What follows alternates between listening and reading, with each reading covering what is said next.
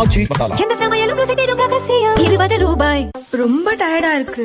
இயற்கையான டேட்ஸ், பாதாம், பிஸ்தா, cash and honey கொண்டு தயாரிக்கப்பட்ட lion date nut bytes.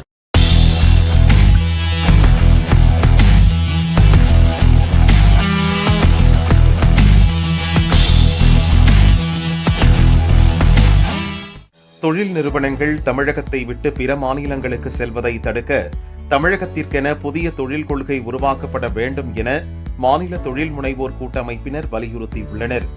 Gujarat, மத்திய பிரதேசம், மகாராஷ்டிரா உள்ளிட்ட 10 மாநிலங்கள் உள்நாட்டு ஜவுளி வர்த்தகத்தில் தமிழகத்திற்கு போட்டியாக உள்ளன. அங்கு தொழில் துவங்குவோருக்கு மின் கட்டணம், நிலம் கையகப்படுத்துதல் மற்றும் பதிவு கட்டணத்தில் சலுகைகள் வழங்கப்படுகின்றன. இதனால் இங்கு செயல்படும் MSME நிறுவனங்கள் வெளிமாநிலங்களுக்கு செல்லும் அபாயம் உள்ளது. தமிழகத்தில் மின் கட்டணம் அதிகம், சொத்து வரி, பதிவு கட்டணமும் அதிகம். தொழில் அனுமதி பெறுவது குதிரை கொம்பாக உள்ளது. பிற மாநிலங்களுடன் போட்டி போட்டு தொழில்துறையை வளர்த்தெடுக்கும் வகையில் நமக்கான புதிய தொழில் கொள்கையை உருவாக்க வேண்டும் என தொழில் முனைவோர் கூட்டமைப்பினர் கூறினர்.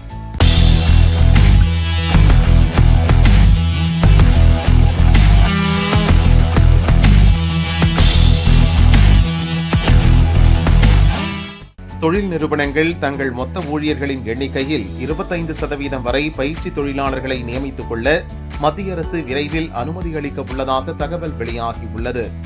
கடந்த 3 ஆண்டுகளில் 15% பயிற்சி தொழிலாளர்கள் என்ற உச்சவரம்பை எட்டிய பெரிய நிறுவனங்களுக்கு மட்டுமே இதற்கான அனுமதி வழங்கப்படும் என அதிகாரிகள் தெரிவித்துள்ளனர்.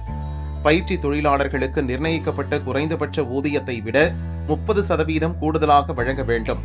பயிற்சி பெறுவோரில் குறைந்தபட்சம் 35%-த்தினருக்காவது நிரந்தர வேலைவாய்ப்பு வழங்க வேண்டும் எனவும் திறன் மேம்பாட்டுத்துறை அதிகாரிகள் கூறினர்.